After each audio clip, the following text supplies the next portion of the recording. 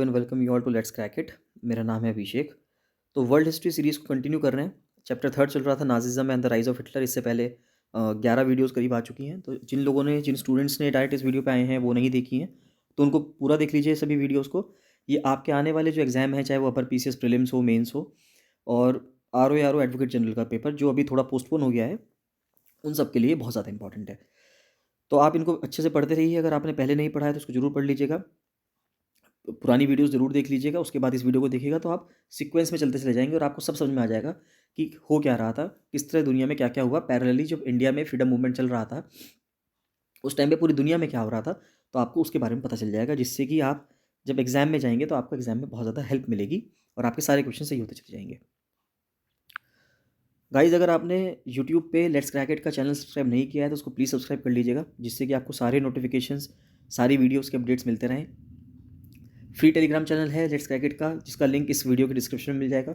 उसको ज्वाइन करना बहुत ज़्यादा इंपॉर्टेंट है, क्योंकि सारे नोटिफिकेशंस वहाँ पे आते हैं। हो सकता है कि यूट्यूब आपको नोटिफिकेशन ना भेजे, लेकिन वहाँ पे आपको सारे नोटिफिकेशन वीडियोज़ के जरूर मिलेंगे, जिससे कि क्या हो रहा है, कितनी वीडियोज़ आ रही हैं यूट्यूब पे, आपको सब पता चलता रहे। उसमें मैं पोस्ट डालता रहता हूँ, क्वेश्चन डालता रहता हूँ, तो आपको वो मिल जाएंगी। करंट अफेयर्स की इन्फॉर्मेशन डालता रहता हूँ, वो मिल जाएंगी। यानी कि आपको सारी इन्फॉर्मेशन उसमें मिल जाएगी। एक और आपको चीज़ बताना चाहूँगा कि स्टार्ट करने से पहले, जैसे कि आर ओ का एग्ज़ाम पोस्टपोन हो गया है, तो अभी तक टेस्ट सीरीज़ चल रही थी और हम ये इमेजिन कर रहे थे कि 23rd को जैसे पेपर है, तो 21st तक हम आखिरी टेस्ट करवा देंगे, स्टूडेंट्स के आखिरी टेस्ट हो जाएंगे। लेकिन जैसे-जैसे अब एग्ज़ाम की डेट पोस्टपोन हो गई है, तो हमने नंबर ऑफ़ टेस्ट बढ़ा दिए हैं। फ़ीस चेंज नहीं की है, फ़ीस एज़ इट इज़ है। हमने नंबर ऑफ़ टेस्ट बढ़ा दिए हैं, तो अब टेस्ट हो गए हैं 12, है ना? पहले 8 टेस्ट थे, अब 12 टेस्ट हो गए हैं, 12 टेस्ट हो गए हैं, जिसमें से 5 सेक्शनल टेस्ट होंगे 100-100 क्वेश्चन के, और 7 फुल टेस्ट होंगे 200-200 क्वेश्चन के। तो अगर आप चाहते हैं कि अब तक आपने जॉइन नहीं किया था और आप चाहते हैं कि आप जॉइन कर लें, जिससे कि आपकी प्रैक्टिस कितनी मतलब प्रैक्टिस हो जाए कि 3 घंटे बैठ के कैसे आप 200 क्वेश्चंस का पेपर सॉल्व करेंगे, वो भी आप सीख जाएँगे मेन एग्ज़ाम में जाने से पहले। तो अगर आप उसको जॉइन करना चाहते हैं, उसको जॉइन कर लीजिए। साथ ही साथ अपर पीसीएस प्रीलिम्स के लिए भी टेस्ट सीरीज़ ओपन हो गई है। तो अपर पीसीएस प्रीलिम्स के लिए टेस्ट सीरीज़ चल रही है, तो अगर आपको उसको जॉइन करना है तो आप उसको जॉइन कर सकते हैं। स्टार्ट करते हैं। लास्ट हमने पढ़ा था, आज हमें स्टार्ट करना है political radicalism and economic crisis, यानी कि राजनीतिक कट्टरवाद जो वहाँ पे शुरू हुआ और आर्थिक संकट कैसे वहाँ पे आता है, उसको स्टार्ट करते हैं। तो वेमार रिपब्लिक बन गया था जर्मनी में। वेमार रिपब्लिक बन गया after the first world war. तो कहता है कि the birth of the Weimar Republic coincided with the revolutionary uprising, यानी कि वेमार रिपब्लिक तो बन गया, ये नाजुक था वेमार रिपब्लिक बहुत ज़्यादा, ये बन गया। साथ ही साथ इसका कोइंसाइड हुआ, यानी कि इसके साथ और क्या चीज़ बनी, वहाँ पे रिवॉल्यूशनरी अपराइजिंग हो गई, यानी कि क्रांतिकारी, आप कह सकते हो कि वहाँ पे तर्ज पर लोग जो है विद्रोह करना शुरू कर दिया of the Spartacist league on the pattern of the Bolshevik revolution Russia. जिस तरह से बोल्शेविक रिवॉल्यूशन रशिया में चल रहा था, इस तरह से जर्मनी में स्पार्टिसिस्ट लीग शुरू हो गई। तो ये पूछा जा सकता है आपसे कि जर्मनी में बोल्शेविक्स के तरीके से क्या शुरू हुआ था।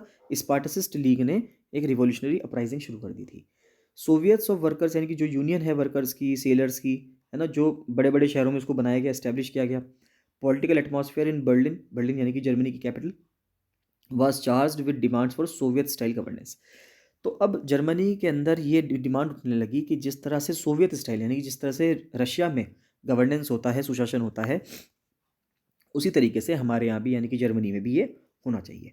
दोज अपोज टू दिस, इसके अपोज कौन थे, जैसे कि सोशलिस्ट हो गया, डेमोक्रेट्स हो गया, कैथोलिक्स हो गया, met in Weimar to give shape to the democratic Republic.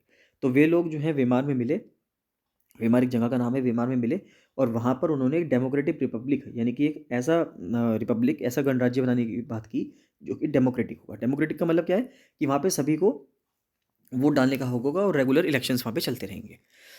Weimar republic crushed the uprising with the help of a war veterans organisation called free corps. तो वहाँ पे जब लोग प्रोटेस्ट कर रहे थे, तो वेमार रिपब्लिक ने क्या करा, जो ये लोग प्रोटेस्ट कर रहे थे, इसको क्या कर दिया, इसको क्रश कर दिया, यानी कि इसको, इस रिवॉल्यूशन को, इस अपराइजिंग को क्रश कर दिया, दबा दिया गया। किनके द्वारा, एक ऑर्गेनाइजेशन थी वहाँ पे, फ्री कॉप्स, उनके द्वारा। एंग्विस्ट Spartacist later founded the Communist Party of Germany. तो यानी कि जो स्पार्टिसिस्ट थे, उन्होंने बाद में क्या बना दिया, एक कम्युनिस्ट पार्टी बना दी जर्मनी की। Communists and socialists henceforth became irreconcilable enemies. तो कम्युनिस्ट और सोशलिस्ट जो है वो आपस में क्या हो गए, एक एनिमीज बन गए, दुश्मन हो गए।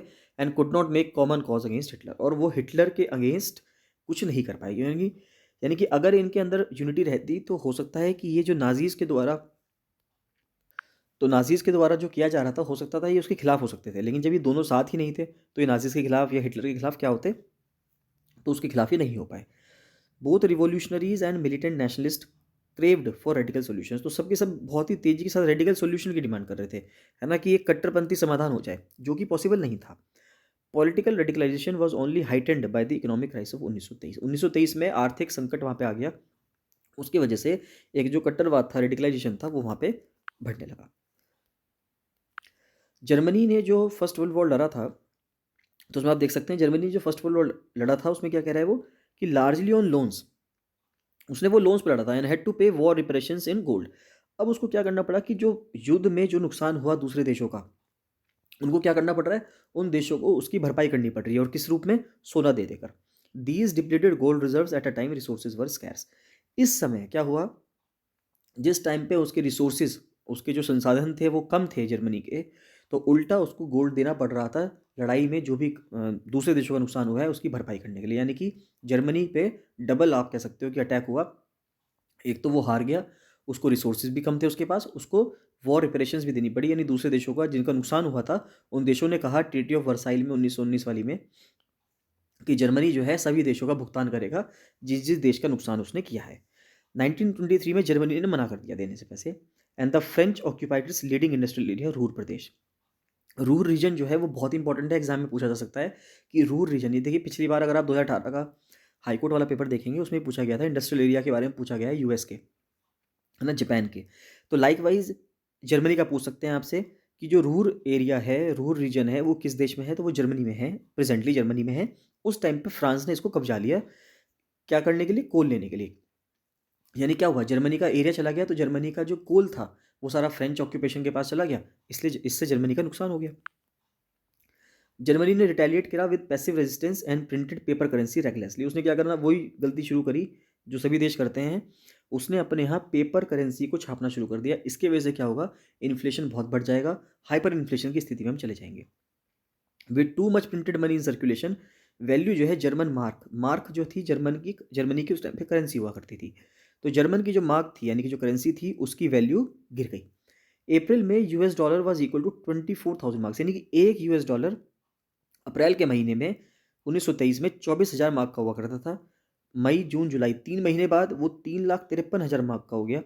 अगस्त में अगले ही महीने वो कितने का हो गया, देख लीजिए, इसको काउंट कर लीजिए, 46 लाख का हो गया, और उसके बाद तो 9 करोड़ या 98 करोड़ में पहुंच गया, 9 करोड़ में पहुंच गया।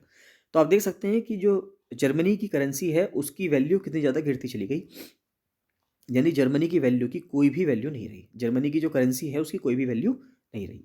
At the value of the mark collapsed, prices of goods सोर। सिंपल सी बात है, ये एक हाइपर इन्फ्लेशन की सिचुएशन है। आप मुझे कमेंट सेक्शन में कमेंट करके बताएंगे अब तक कौन कौन से देश हैं, जर्मनी तो आपने पढ़ ही लिया, कौन कौन से ऐसे देश हैं दुनिया में, चाहे वो इतिहास में हो चाहे प्रेजेंटली, जो इस तरह के हाइपर इन्फ्लेशन से जूझे हैं, है ना, जहाँ पर हाइपर इन्फ्लेशन हुआ है ना, वो कौन कौन से कंट्रीज़ हैं, उनके बारे में आप कमेंट सेक्शन में, कमेंट की धरती को पावन करोगे, पवित्र बनाओगे उसको अपने कमेंट्स कर करके। तो आप उसमें प्लीज़ कमेंट कीजिएगा और बताइएगा कि दुनिया में कौन कौन से देश ऐसे हैं जर्मनी के अलावा जहाँ पर हाइपर इन्फ्लेशन हुआ था। The image of Germans carrying cartloads of currency notes, यानी कि बोरी भर भर के, आप कह सकते हो कि पूरी बोरी भर भर के लोग नोट ला रहे हैं और एक ब्रेड का टुकड़ा खरीदना है, जबकि वो उसमें भी नहीं खरीद पा रहे क्योंकि करेंसी की कोई वैल्यू नहीं है। अगर आप देखें कि इंडियन रुपी का जो कागज़ का नोट है उसकी अपने आप में कोई भी इंट्रिंसिक वैल्यू, उसकी अपने आप में कोई वैल्यू नहीं है, यह बाकी डिटेल में हम इकोनॉमिक्स में पढ़ेंगे। उसकी अपने आप में कोई वैल्यू नहीं है, लेकिन वो गवर्नर जो उस पर लिखता है कि मैं धारक को 500 रुपये या 2,000 रुपये अदा करने का वचन देता हूँ, तो वो चीज़ गवर्नर के साइन उसकी वैल्यू बनाते हैं, क्योंकि उसकी बैकिंग में कुछ गोल्ड या कुछ रिजर्व्स रखे हुए हैं आरबीआई ने, इस वजह से उस कागज़ के नोट की वैल्यू है, नहीं तो अपने आप में कागज़ के नोट की क्या वैल्यू, कुछ भी नहीं है। लाइक वाइज यहाँ पे क्या, जब आप अगर इंडिया में भी हम रेगुलसली दुनिया भर के कागज़ के नोट छाप देंगे तो चीज़ तो उतनी ही है भारत में, चीज़ थोड़ी बड़ी है, यानी कि अगर अनाज है, अनाज तो उतना ही है। तो अगर अनाज इस टाइम पे 2 रुपये किलो या 5 रुपये किलो मिल रहा है और आपने बहुत सारे नोट छाप दिए, तो उससे क्या होगा, वही अनाज आपको 50 रुपये किलो मिलने लगेगा, यानी आपको बहुत ज़्यादा नोट देने पड़ेंगे, पहले 5 रुपये देने पड़ रहे थे, 50 रुपये देने पड़ेंगे। तो इसलिए हाइपर इन्फ्लेशन की सिचुएशन जो है किसी भी देश के लिए बहुत ज़्यादा खतरनाक है, बहुत ज़्यादा खराब है। This crisis came to be known as hyperinflation, इसको हाइपर इन्फ्लेशन कहा जाता है, यानी कि अति मुद्रास्फीति कहा जाता है। तो ये ध्यान रखिएगा, ये क्वेश्चन पूछा जा सकता है।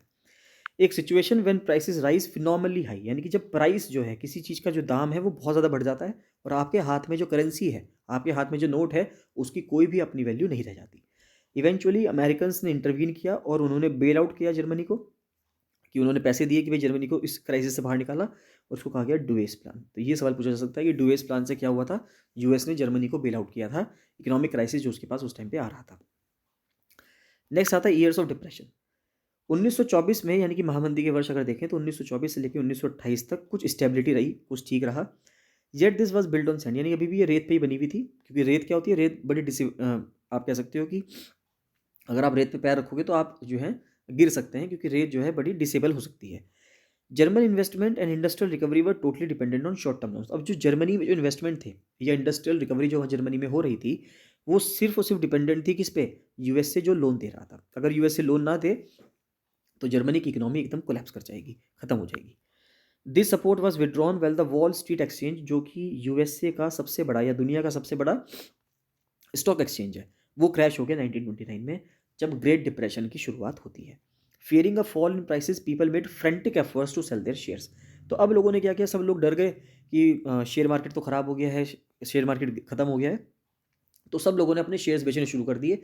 तो इससे क्या हुआ कि जब मार्केट में बहुत ज़्यादा शेयर्स आ गए तो उसकी वैल्यू जो है वो कम हो गई। और वन सिंगल डे 24 अक्टूबर को 13 मिलियन यानी 1 करोड़ 30 लाख शेयर को बेचा गया, यानी कि लोगों ने अपने अपने शेयर सबने बेच दिए। इससे स्टार्ट हुआ ग्रेट इकोनॉमिक डिप्रेशन, यानी कि महा आर्थिक मंदी जो शुरुआत हुई, ये इससे शुरू हुई 24 अक्टूबर को। This was the start of the great depression. Over the next 3 years 1929 से लेकर 1932 तक नेशनल इनकम जो थी यूएसए की वो आधी से भी कम रह गई, फेल बाय हाफ, यानी कि आधी कम हो गई। अगर पहले नेशनल इनकम यानी कि पूरे राष्ट्रीय जो कमाई थी, आय थी यूएसए की 100 रुपये थी, अब वो घटकर 50 रुपये रह गई। तो आप देख सकते हैं कि पूरी इकोनॉमी आधी हो गई यूएसए की, जो अपने आप में उस टाइम पे भी एक बहुत ही विशाल और एक बहुत ही समृद्ध देश माना जाता था, एक एफिशिएंट कंट्री माना जाता था। Factory shut down, exports fail, factories बंद होने लगी, है ना, फैक्ट्री शट डाउन होने लगी, एक्सपोर्ट्स फेल, यानी कि जो आप निर्यात कर रहे हैं वो गिरने लगे।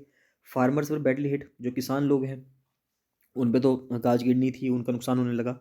और जो स्पेक्युलेटर्स थे, यानी कि जो शेयर मार्केट में पैसा लगाते थे, उन सब ने अपना पैसा वापस लेना शुरू कर दिया, अपने पैसा सबको लेना शुरू कर दिया, किससे? मार्केट में से। The effects of this recession in the US economy were felt worldwide. Simple सी बात है, पूरी दुनिया पे इसका असर हुआ, क्योंकि धीरे धीरे दुनिया जो है, अभी हम पढ़ेंगे डिटेल में, धीरे धीरे दुनिया जो है ग्लोबलाइजेशन की तरफ जा रही थी। हालांकि इंडिया ने 91 में, हमने जब एलपीजी रिफॉर्म्स करे, लिबरलाइजेशन, प्राइवेटाइजेशन, ग्लोबलाइजेशन, जब हमने रिफॉर्म्स करे 91 में, हम ग्लोबलाइजेशन में हमने हमारी इकोनॉमी तब खुली। लेकिन दुनिया जो है पहले से ही ग्लोबलाइज होती चल रही थी। एक कंट्री का फ़र्क दूसरी कंट्री पड़ता था। अगर यूएसए में डिप्रेशन आया है तो ऐसा नहीं है सिर्फ इससे यूएसए ही इफेक्ट होगा, ऐसा नहीं है, पूरी दुनिया पे इसका असर पड़ेगा।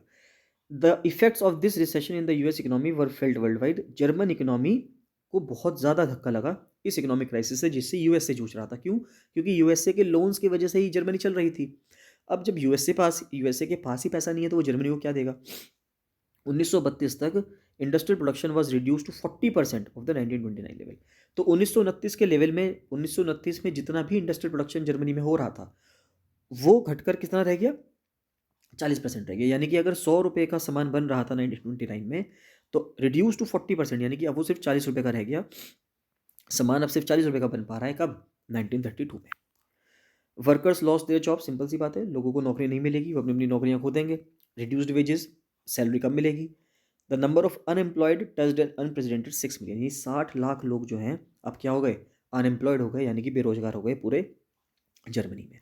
On the streets of Germany you could see men with placards around their necks saying willing to do any work, यानी कि सिंपल सी बात है, जब आदमी के पास नौकरी नहीं होगी, खाने के लिए रोटी नहीं होगी, रहने के लिए छत नहीं होगी, तो वो क्या करेगा? वो अपने गले में एक प्लेकार्ड यानी कि कार्डबोर्ड लटका के उस पर लिख देगा कि मैं कोई भी काम कर सकता हूँ, आप सिर्फ मुझे खाने के लिए रोटी दे दो या थोड़ा बहुत पैसा दे दो। Unemployed youths played card, simple सी बात है, जो बेरोजगार व्यक्ति हैं वो क्या करेंगे? वो ताश खेल रहे हैं, played card, simply set a street corner, है ना, कोनों पे बैठे हैं, एम्प्लॉयमेंट एक्सचेंज के सामने खड़े हैं, क्योंकि जॉब्स खत्म हो गई। तो अब यूथ क्या करेगा? जो खाली दिमाग है वो शैतान का घर, जो सिंपल सी एक कहावत है भारत में।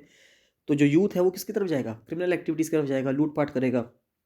लोग चाहेंगे कि जब हमें मेहनत करके कुछ नहीं मिल रहा तो हम इजी मनी बनाएं। इजी मनी करने के लिए क्या होगा? जो दुकान है, बैंक्स हैं, उन सब पे वो डाका डालेंगे, उन सबको चोरी करेंगे वहाँ पे। यानी कि वहाँ पर जो है स्थिति, किसी भी देश की स्थिति, यहाँ पे कोई भी देश हो सकता है, जिस देश की इकोनॉमी फेल करेगी, गिरेगी, उस देश में ऐसी ऐसी दिक्कतें आएंगी ही आएंगी। The economic crisis created deep anxieties and fears in the people. Simple सी बात है, लोगों के मन में डर बैठेगा ही। जो मिडिल क्लास था, जो सैलरी वाला एम्प्लॉय था, जिसको सैलरी मिलती थी, जिसका कोई बिजनेस बिजनेस नहीं था, और जो पेंशनर थे, उनकी जो सेविंग्स थी वो खत्म होने लगी। क्यों खत्म होने लगी? क्योंकि जो वहाँ पे करेंसी थी उसकी अब कोई वैल्यू ही नहीं रही। स्मॉल बिजनेस में जो छोटे दुकानदार थे या बिजनेसमैन थे, सेल्फ एम्प्लॉयड थे, जिन्होंने खुद को नौकरी दे रखी थी, यानी छोटी मोटी दुकान खोल रखी थी, रिटेलर्स थे, suffered as their businesses got ruined. उनके बिजनेस जो है वो सब खत्म हो गए। These sections of society were filled with the fear of proletarianisation. देखो प्रोलिटेरिएट क्या होता है? प्रोलिटेरिएट होता है कि वन हु इज सैलरीड, या वन हु इज, आप कह सकते हो लोअर मिडिल क्लास फैमिली का जो पर्सन होता है, उसको प्रोलिटेरिएट कहते हैं। यानी कि जो वो सिर्फ अपने परिवार को खिलाने के लिए कमाता रहता है, उस पर उनको प्रोलिटेरिएट कहते हैं। ठीक है, तो सोचने लगे, सब लोगों को लगा कि हम एक प्रोलिटेरिएट स्थिति में पहुंच जाएंगे, यानी कि हम सेविंग्स कुछ नहीं कर पाएंगे, बस जितना कमाएंगे सारा का सारा हमारा खर्च हो जाएगा। An anxiety of being reduce to the ranks of the working class, है ना। तो अब वर्किंग क्लास बन जाएंगे वो, वर्स स्टिल द अनएम्प्लॉयड। और हो सकता है कि वर्किंग क्लास भी ना रहे, उन्हें कुछ काम ही ना मिले, अनएम्प्लॉयड हो जाए। Only organise workers could manage to keep their heads. Organise workers होते हैं सरकारी नौकरी वाले लोग, यानी कि जो ऑर्गेनाइज वर्कर्स थे, यानी कि जो बड़ी कंपनीज या अच्छी कंपनीज, प्राइवेट कंपनी भी होती है, अगर बहुत अच्छी कंपनी हो जैसे कि माइक्रोसॉफ्ट हो गया, गूगल हो गया, इनके वर्कर्स को भी ऑर्गेनाइज वर्कर्स कहा जाता है। या फिर कोई गवर्नमेंट एम्प्लॉई है, उसको ऑर्गेनाइज वर्कर्स कहा जाएगा। तो सिर्फ यही लोग अपना गुजर बसर कर सके। But unemployment weaken their bargaining power. लेकिन अनएम्प्लॉयमेंट ने क्या करा? इनकी जो बार्गेनिंग पावर थी, यानी कि ये बार्गेन कर सकते थे कि भाई मैं तो इतने पैसे पे काम करूंगा, या मुझे ज़्यादा सैलरी चाहिए, या मुझे ये चीज़ इतने में दो या उतने में दो, सस्ती दे दो, वो ये अब चीज़ नहीं कर सकते थे। बिग बिजनेसेस जो थे वो सब मुसीबत में थे। बहुत सारा जो किसान था वो, एग्रीकल्चर प्राइसेस में बहुत कमी आ गई थी, किसान जो फसलों के दाम थे वो कम हो गए थे, है ना। Women unable to fill their children stomach. जो औरतें थी वो अपने बच्चों का पेट नहीं भर पा रही थी। तो यानी कि हर जगह आप देख सकते हो इकोनॉमिक क्राइसिस आने की वजह से जर्मनी में बहुत बुरा हाल हो रखा था। पॉलिटिकली भी वेमार रिपब्लिक बहुत फ्रेजाइल था, बहुत नाजुक था। Weimar constitution had some inherent defects. Weimar constitution में कुछ कमियां थी। वो क्या कमियां थी? विच मेड इट अनस्टेबल, जिसकी वजह से ये अनस्टेबल हो गया, और वल्नरेबल हो गया टू डिक्टेटरशिप, जिसकी वजह से इसमें डिक्टेटरशिप आने के चांसेस बढ़ने लगे, क्योंकि वेमार कॉन्स्टिट्यूशन जो था अपने आप में बहुत ही नाजुक था। One was proportional representation. पहली कमी क्या थी उसमें कि उसमें एक प्रोपोर्शनल रिप्रेजेंटेशन का सिस्टम था। देखिए दो तरह से रिप्रेजेंटेशन होता है, एक तो प्रोपोर्शनल रिप्रेजेंटेशन होता है, और दूसरा क्या होता है वो आप मुझे कमेंट सेक्शन में बताएंगे। जो दूसरा होता है वो हम इंडिया में अप्लाई करते हैं। इंडिया में हम प्रोपोर्शनल रिप्रेजेंटेशन अप्लाई नहीं करते। प्रोपोर्शनल रिप्रेजेंटेशन जो है ये अप्लाई होता है कहाँ पर? ये इजराइल में अप्लाई होता है। इंडिया में चलिए मैं बता देता हूँ, इंडिया में हम करते हैं first past the post system, है ना। हिंदी में इसको देख लेना, इसको बोलते हैं first past the post, FPTP system, first past the post. यानी कि मान लेते हैं एक पोस्ट है, ये पोस्ट है, झंडा लगा हुआ है, मान लेते हैं यहाँ पे झंडा लगा हुआ है। तो जो पर्सन, ये मान लेते हैं पर्सन है, दोबारा बता देता हूँ इसको साफ करके, कि मान लेते हैं ये पोस्ट है, ये झंडा लगा हुआ है, ठीक है। इस पर आप कुछ भी लिख सकते हैं, वन लिख दीजिए, ये झंडा लगा हुआ है। अब मान लेते हैं यहाँ पे 2-3 पर्सन हैं, है ना। ये जो हैं सब, ये सब क्या कर रहे हैं? इलेक्शन में खड़े हैं। तो इनमें से अब इन लोगों को इलेक्शन से वोट मिलने शुरू हो जाएंगे, और जो भी पर्सन पहले चलकर इस पोस्ट को पार कर लेगा, पोस्ट का मतलब है यहाँ पे इससे आगे निकल जाएगा, यानी भारत में स्थिति दे रखी है 50% प्लस 1 वोट। जिसके पास भी ये वाली मेजोरिटी आ जाएगी, वो पर्सन मान लिया जाएगा कि उस पर्सन ने वोट्स, उसको पर्सन को वोट्स मिल गए हैं और वो जीत गया है ना। अगर सभी पर्सन को 50% प्लस 1 हो गया, तो फिर उसमें देखा जाएगा कि किस पर्सन के पास सबसे ज़्यादा वोट है इन तीनों में। तो जिसके पास भी इस तरह से होगा उसको हम first past the post system कहते हैं। तो उसने पोस्ट अपनी पार कर ली और वो ही पर्सन जीत गया पार्टी में। लेकिन प्रोपोर्शनल रिप्रेजेंटेशन में क्या है कि हर पार्टी को वोट, हर पार्टी के कैंडिडेट जो हैं वो पार्लियामेंट में आके बैठते हैं, यानी कि जितनी भी स्ट्रेंथ होती है उस प्रोपोर्शन के हिसाब से उस पर्सन, वहाँ के जो पार्टी के जो पर्सन हैं वो पार्लियामेंट में आके बैठते हैं। तो पहली बात तो वेमार रिपब्लिक में first past the post system ना होकर प्रोपोर्शनल रिप्रेजेंटेशन था। इसकी वजह से क्या हुआ कि एक कोई सिंगल पार्टी मेजोरिटी ले ले, ये पॉसिबल नहीं था, है ना।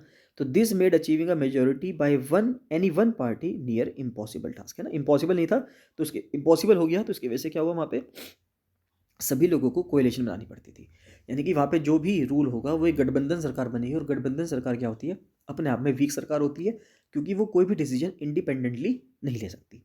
दूसरा डिफेक्ट था आर्टिकल 48, जिसने प्रेसिडेंट को इमरजेंसी पावर्स दे दी थी। यही इमरजेंसी पावर्स जो हैं, मैंने एक बार आपसे क्वेश्चन पूछा था कि वेमार रिपब्लिक से हमने क्या लिया है?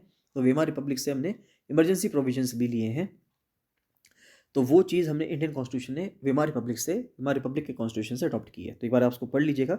तो प्रेसिडेंट जो है वहाँ पे क्या लगा सकते थे, इमरजेंसी लगा सकते थे, जिससे कि वहाँ के सिविल राइट्स सब खत्म हो जाएंगे और जो डिक्री के द्वारा यानी कि जो प्रेसिडेंट कहेंगे उसी की तरह से पूरा देश रूल किया जाएगा। With in it short life Weimar Republic ने 20 नई अलग अलग कैबिनेट देखी, क्योंकि हर कुछ टाइम बाद कैबिनेट क्या हो जाती थी, डिसॉल्व करती जाती थी। एक कैबिनेट सिर्फ 240 डेज यानी कि 239 डेज वहाँ पे रहती थी और आर्टिकल 48 का बार बार वहाँ पे यूज़ होता था, यानी कि बार बार जो प्रेसिडेंट है वो इमरजेंसी घोषित करते रहते थे। Yet the crisis could not be managed, फिर भी क्राइसिस मैनेज नहीं हो पाया। पीपल जो थे, लोग जो थे, उनका जो कॉन्फिडेंस था डेमोक्रेटिक पार्लियामेंट्री सिस्टम में वो खत्म होने लगा। They seem to offer no solutions, होना ही था कि जब वहाँ पे कोई भी तरीके से काम नहीं हो रहा है, जर्मनी इकोनॉमिक क्राइसिस से गुजर रहा है, तो लोगों को जो सरकार है वो बिल्कुल भी पसंद नहीं आएगी। नेक्स्ट आता है हिटलर्स राइज टू पावर, ये हम नेक्स्ट वीडियो में कवर करेंगे और धीरे धीरे आपका जो पूरा चैप्टर है कुछ वीडियोस में कवर हो जाएगा। इसके बाद एक चैप्टर और आएगा, बहुत इंपॉर्टेंट है, तो उसको भी जरूर पढ़ लीजिएगा। अगर आपने यूट्यूब चैनल सब्सक्राइब नहीं किया है गाइस तो आप उसको सब्सक्राइब कर लीजिए। लेट्स क्रैक इट का फ्री टेलीग्राम चैनल है, उसको सब्सक्राइब कर लीजिए। उनको सब्सक्राइब करना या ज्वाइन करना बहुत ज़रूरी है, जिससे आपको सारे अपडेट्स मिलते रहें। और अगर किसी को आर ओ या पर पीसीएस के लिए टेस्ट सीरीज ज्वाइन करनी है तो टेस्ट सीरीज ज्वाइन कर सकते हैं। अब देखिए, अब इस टाइम बिल्कुल अप्रोप्रिएट टाइम है, बहुत सही टाइम है। अगर आप ज्वाइन करते हैं इससे आपका फ़ायदा होगा। मैं ये नहीं कहता कि आप कहीं मेरे पास ज्वाइन करो, आप कहीं पे भी ज्वाइन करो, लेकिन आपकी प्रिपरेशन के लिए बहुत अच्छा रहेगा, फॉर योर बेटरमेंट। अगर आप ज्वाइन करना चाहते हैं, इट्स योर विश, आप कीजिए। आपको बहुत एक इंटरनल कॉन्फिडेंस आएगा आपको, जिससे आगे आपका कॉन्फिडेंस बढ़े और आप एग्जाम में बहुत कॉन्फिडेंट वे में जाएँ। और देखिए, इतने सारे क्वेश्चंस आप कर लेंगे जब कवर, तो उससे क्या होगा कि बहुत सारे क्वेश्चंस टेस्ट सीरीज़ के ही हो सकता है कि आपके एग्जाम में भी आ जाए। चलिए मिलते हैं नेक्स्ट वीडियो में। So thank you and bye bye.